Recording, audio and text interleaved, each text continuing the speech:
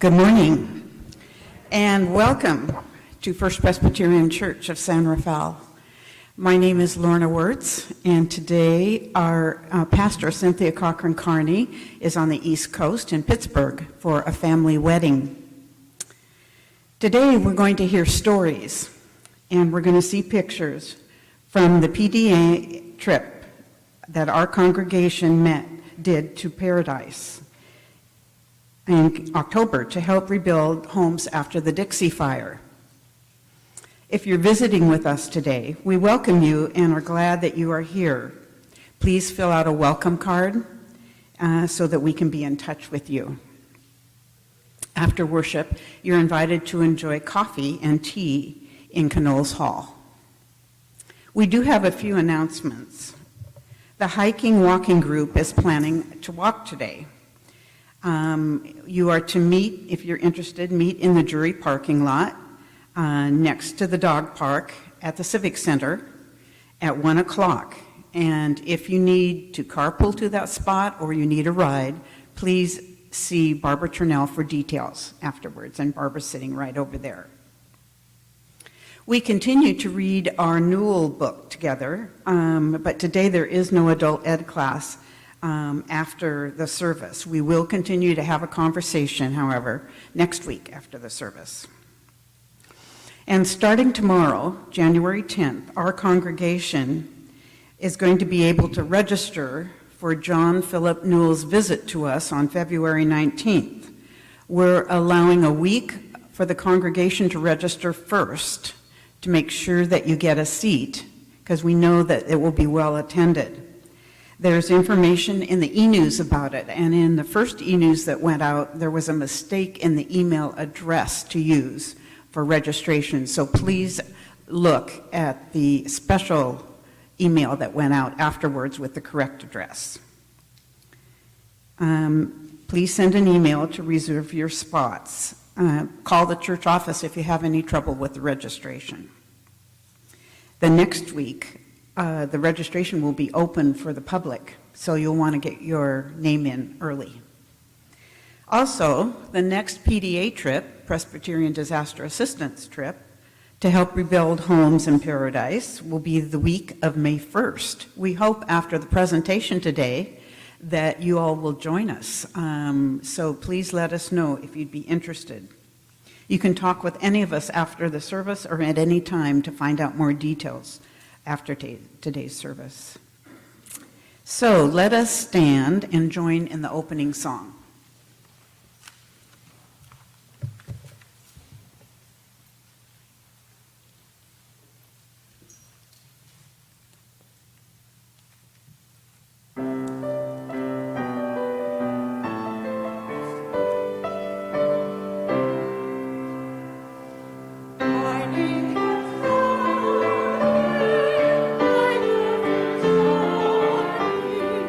Blackbird has flown.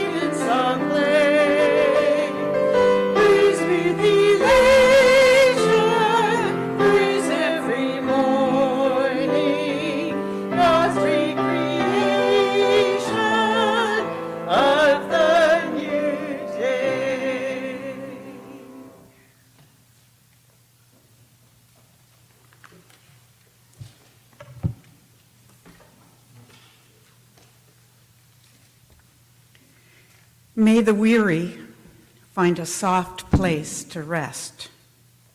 May the searching be met by the sacred. May the caravanning be encouraged, be fed, be clothed, be received. May the righteous see the fruits of their labor. May the lonely find comfort in the night. May the privileged choose solidarity. May the complicit repent. May the apathetic come to recognize the hardness of their hearts. May the courageous have multitudes behind them. May the creative be encouraged to write, paint, sing, and dance the truths we all need to feel. May the fearful keep showing up, keep wrestling, keep taking steps. May the mourning not be rushed. May the caretakers have their cups refilled. May the Holy One within each of us rise, rise, rise.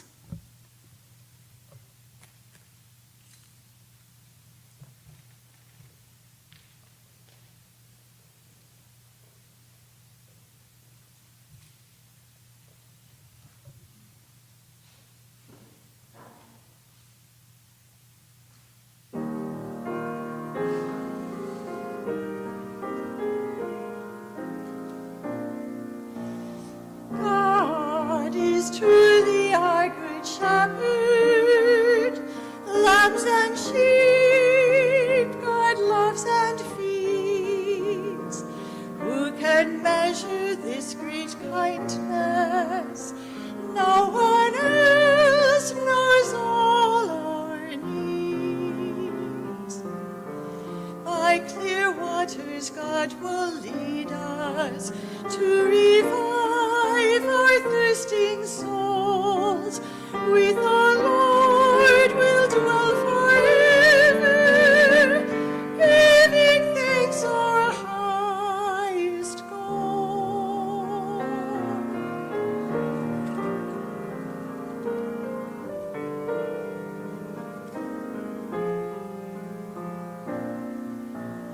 Fresh and green the pastures beckon, where our Lord will give repose. Though we walk in vales of darkness, we'll not fear the evil foes. God is there to guide and comfort, guard us from their deadly snares. God will lead us to a banquet, splendid feast our Lord prepares.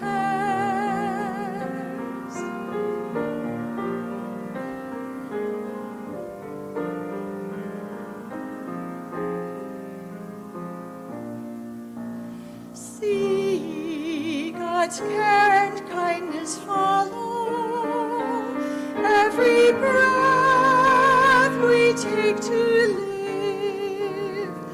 Think of sounds and tastes and colors. Don't forget the joy they give. Every day our life renewing, full of love, the shepherd's ways. With the Lord we dwell forever. God is with us all our days. God is with us. God is with us all our days.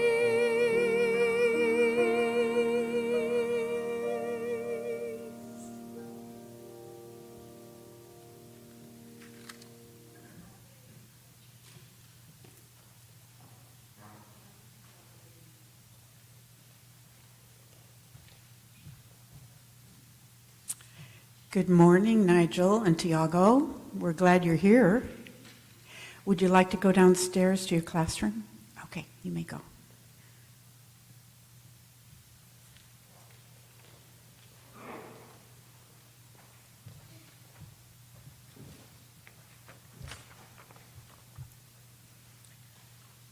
The scripture reading for today is Matthew 25:31 through 40.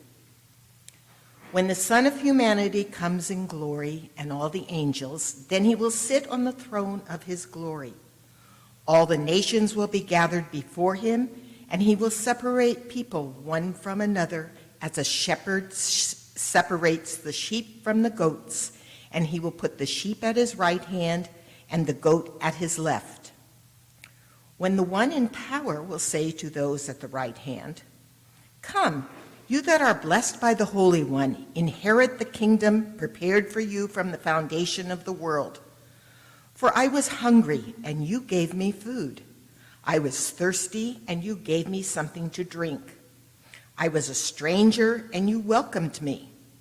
I was naked, and you fed me. I was sick, and you took care of me. I was in prison, and you visited me. I did not have a home, and you built one for me." Then the righteous will answer him, "When was it that we saw you hungry and gave you food, or thirsty and gave you something to drink? And when was it that we saw you a stranger and welcomed you, or naked and gave you clothing? And when was it that we saw you sick or in prison and visited you? And you were without a home and helped build one for you?" And the one in power will answer them, "Truly I tell you, just as you did it to one of the least of these who are members of my family, you did it to me."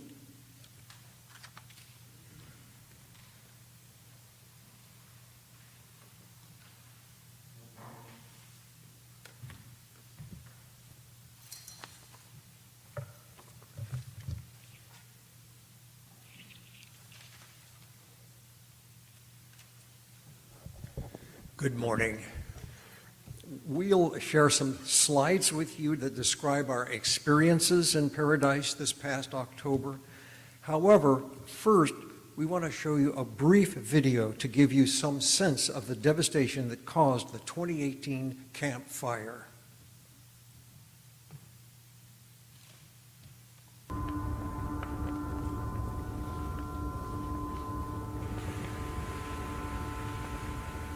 Paradise burned for over 2 weeks. Finally, the first winter rains came and put the fire out. It had burned 153,000 acres, an area the size of Chicago.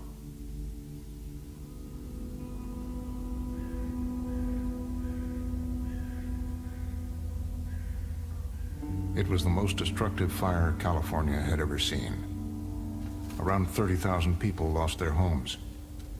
It took many weeks to identify those who died. It was actually Thanksgiving Day when they confirmed it. Christina.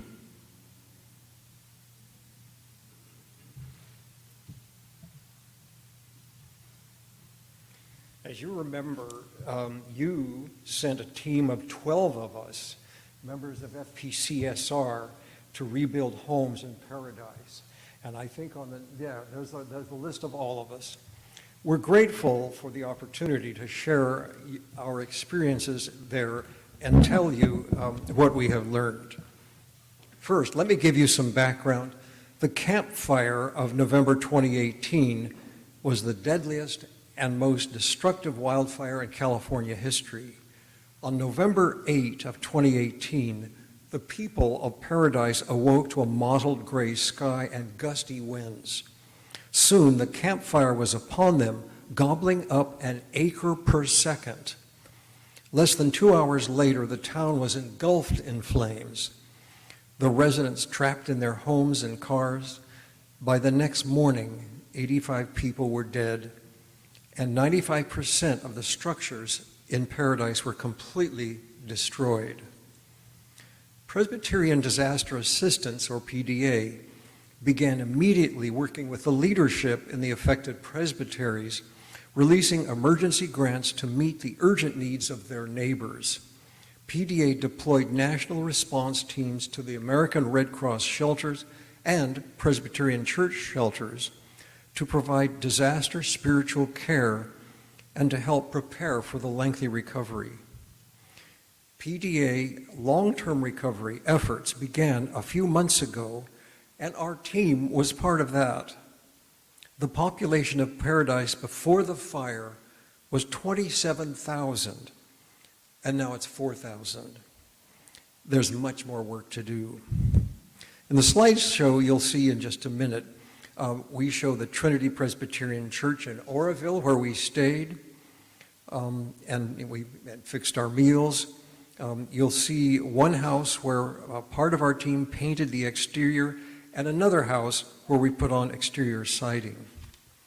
We want to express our deep gratitude to both Mary Lou Graham and Diana Pellegrini, who prepared this slideshow from photos we all took.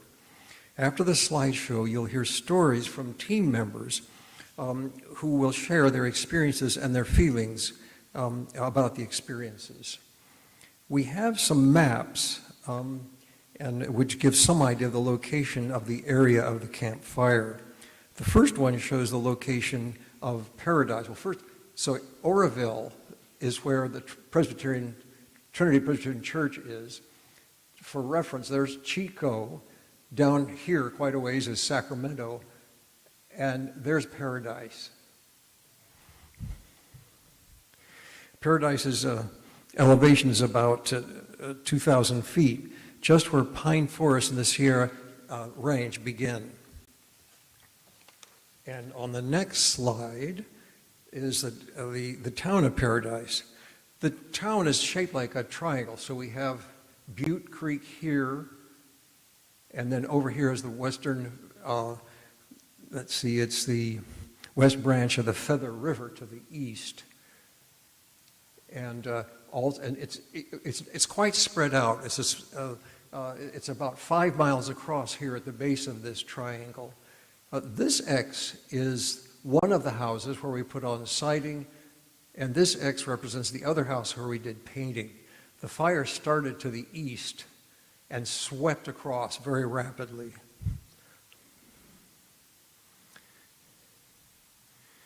Okay, after the slideshow, you'll hear from 2 members of the team about their experiences and what they felt being there.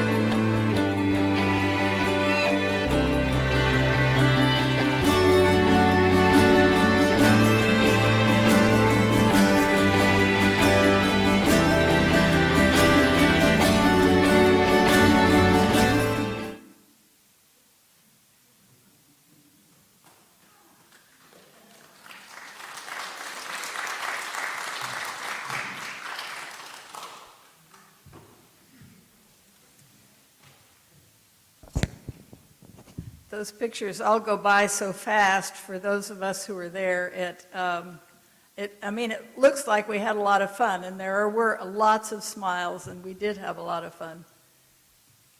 But I have to take my mask off. But it was also a lot of hard work, and as you can tell, there was a lot of rain toward the end, and mud, and we were cold quite a bit of the time on the site, and the rain was bad enough that we ended up having to quit a little bit early. So one of the things, though, that strikes me as I look at all those slides is how many Presbyterians does it take to drill a hole in a piece of siding? Yeah, a whole team there. So, but we wanted to give you an idea, at least, of the landscape and the community, even 2 years after the fire. But I'm going to talk just for a minute about the owners of the homes that we were working on. At the first house, that was the scenes with a painted yellow house with a blue sky behind. It was a 2-bedroom model, very simple, plain house. These were all pretty much duplicate models. The owner was a retired State Park employee. He was about maybe 65.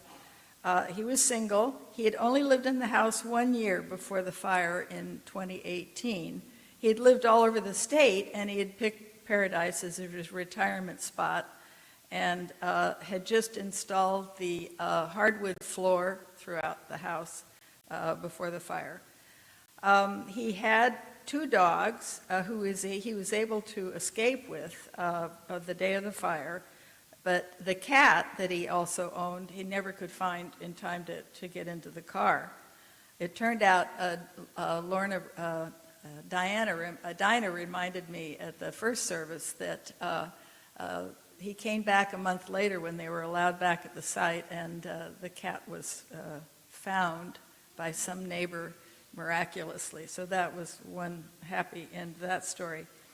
He lived in Chico for about the last couple of years, and has been commuting to the site to work with the landscaping and to see the progress on the house. So we met him, and just a very nice man, and he was very friendly, very appreciative of our work, and he was hoping to get back in this winter, though with the delays in the weather, I don't know if, that would be able. But his house was further along. At the second house, which we all combined to work at for a couple of days, it was at a much earlier stage, and it was getting the siding put up. And this is, for me, a lot more intricate and challenging work, and we had to use chop saws and nail guns and heavy equipment. And you saw Lorna apparently was enjoying the fact that she got to teach Cynthia how to use some of this equipment. And but we were under supervision the whole time. So the second house was a 3-bedroom model, which doesn't have electricity or water hookup. And the owner is currently living in his RV out in back, which was shown in one of the pictures there you saw. And it can't be moved, and he doesn't have any, there's not a toilet in his RV, so he was using, for the last 2 years, he's been using the outhouse that had been provided for construction workers around that neighborhood. And then he goes into town for showers. He's a veteran. He had lived in the house on that property for 35 years before the fire with his sons, one of whom is handicapped in some ways. We didn't get the exact details on that. The morning of the fire, he walked out with his dogs and saw the fire to the south coming down the canyon there. One of the scenes in the slides was of the view that he used to have from his house. It's now barren, totally no trees at all, and before it was just, beautiful, lovely, thick forest. He escaped with his dogs, his sons and the dogs. The sons are now living with their mother somewhere else. But he's hoping maybe he'll be able to move back into his house sometime in the spring.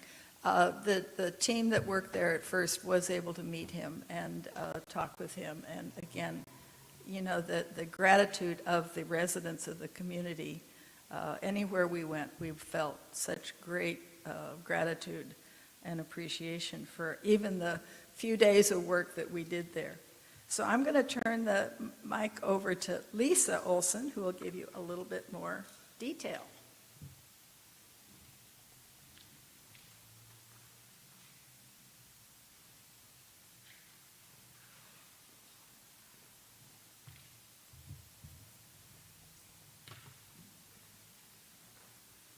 Good morning.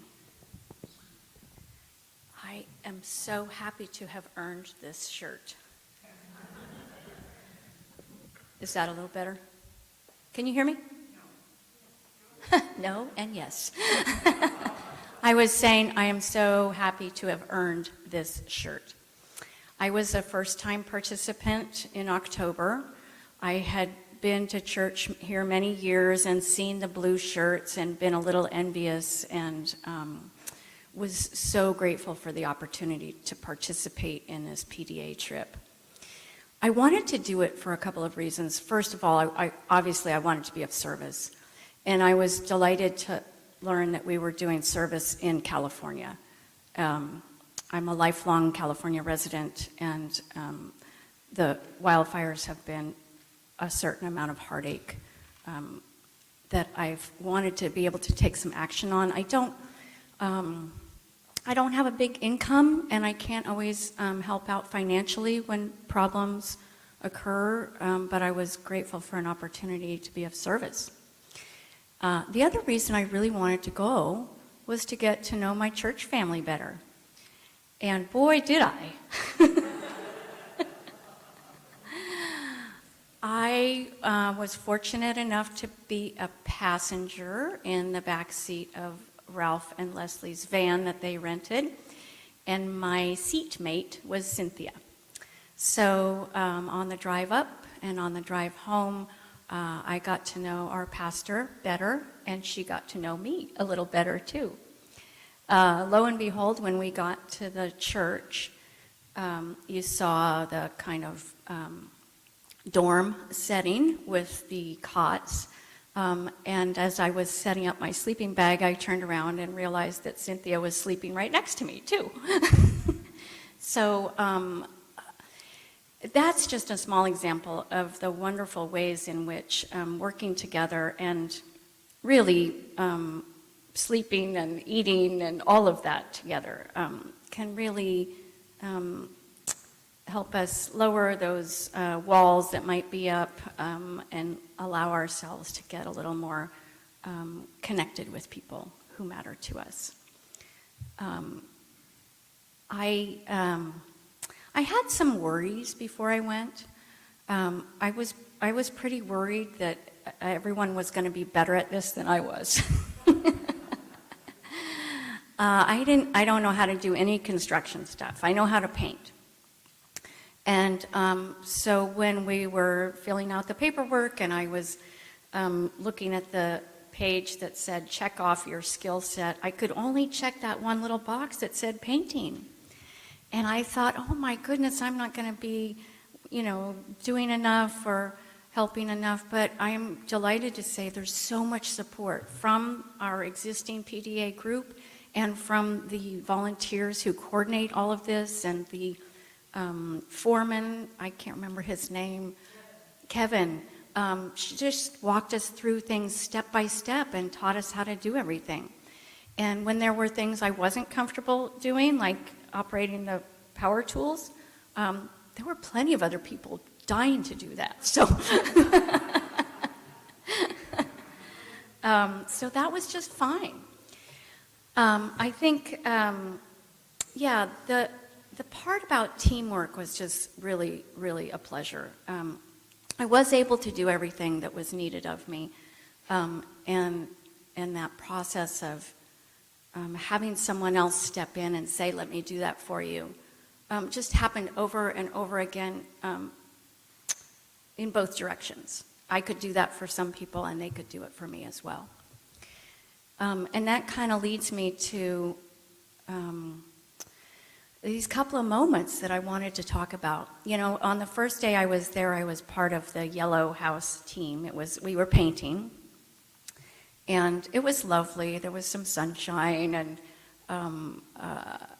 the third day, after that, we were at the other house that we were putting up the siding. It was much harder. It was raining. It was cold. I was starting to have not as much fun. But I just asked God for support and guidance. And the message was, just keep doing what you're doing. So I kept those gloves on, and I just followed directions. And Cynthia was one who came to me and said, just follow directions. There's plenty of people who think they're in charge, so just just be a worker among workers. And the joy in that and just being part of a team was just wonderful. So, you know, I would stand and wait and then lift up the heavy concrete siding and shuttle it over there in the mud and stand in the puddle and squat down all the way down to the foundation, and it's starting to rain, and I'm holding up the thing, and I'm thinking, what is going on here? What did I sign up for?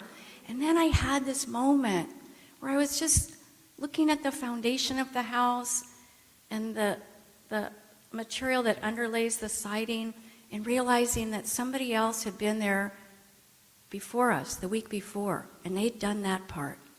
And there were other people on the inside working on the framing. And there were other people on the inside of the house working on the electrical. And I just had this moment where I felt like part of a community centered on that house. You know, there was love and energy and enthusiasm pouring into that building, that the owner, the resident, whoever that may be for the next 2 or 20 years to come, would benefit from our participation, from our work, from our love. And my heart lifted up, and I wasn't as cold anymore, and I didn't notice how wet my feet were as much. And it was just a lovely aha moment to really feel a part of God's community, reaching out to help people who need our help. So I encourage anybody who is thinking about this to, if you have any questions, come and ask one of us in our blue shirts. We are going again the first week in May. You don't have to have any special skills. And it's a great, great way to get to know your church family and to be of service to some people who really need our help. Thank you.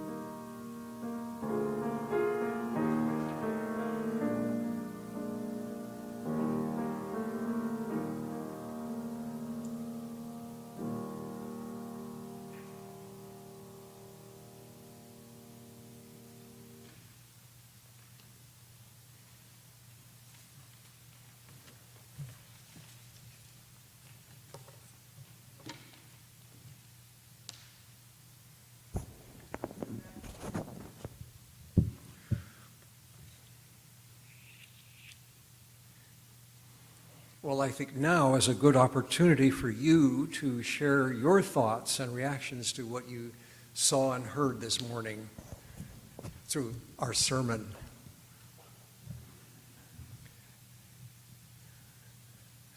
I think I'm going to echo something that Lisa said. It's just the sense of camaraderie among the 12 of us, getting to know each other. We're already friends, and we are drawn much closer together just by the sharing of that special experience.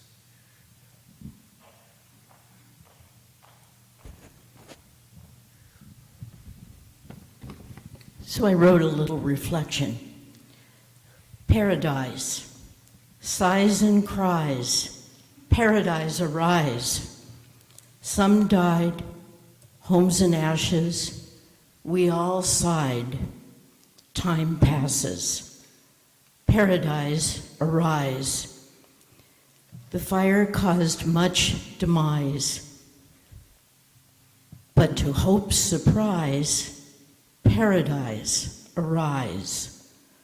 Blue skies, sad goodbyes, closer ties, love's surprise. Paradise arise. Oh, thank you, thank you. Anyone else?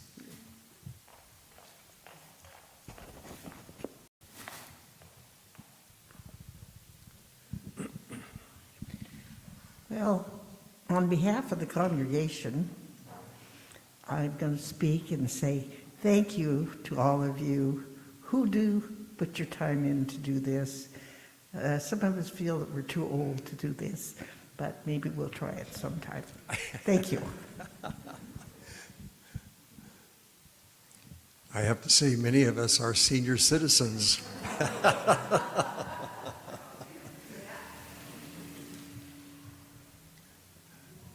All right, so let's move on to a time then of joys and concerns, if you have something to share.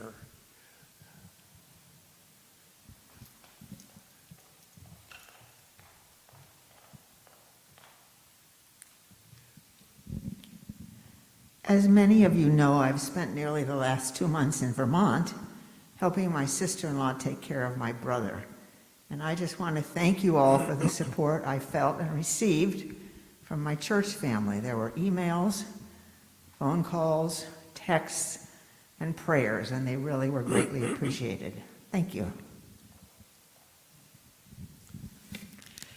I didn't go this year with this wild Presbyterian group. However, I want to thank all of you from this church because my partner Nancy went through open heart surgery November 8th. Yesterday celebrated 2 months after that, and I know, could feel all the support from you all. I know she was on the list, so I just want to say thank you very much.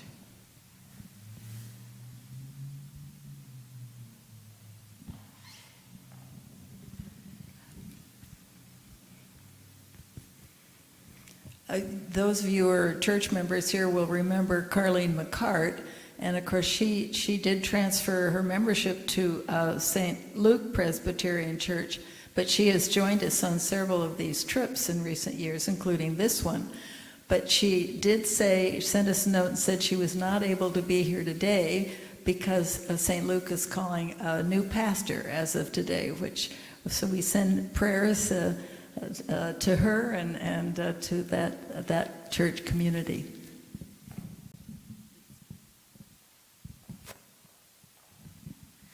I would ask for prayers for school district administrators, teachers, school personnel, students, and parents as they are navigating this very conflictual, difficult stage of the pandemic.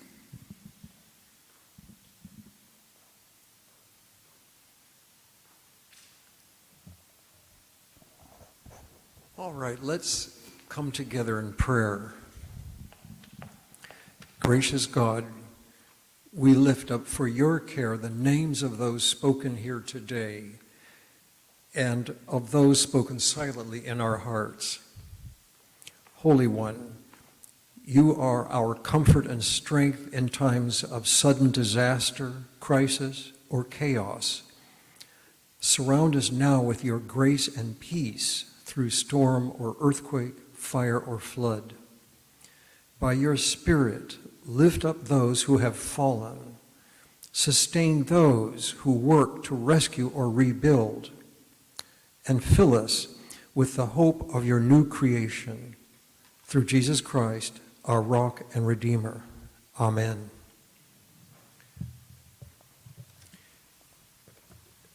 Our congregation works together to be a source for Christ's light and love in the world. There's an offering basket at the back of the sanctuary if you would like to give an offering today to support the ministries and mission of our church. There's a QR code you can use. You may also give online on the church website, or you may mail checks to the church. Thank you. All right, well, let us stand for our closing hymn.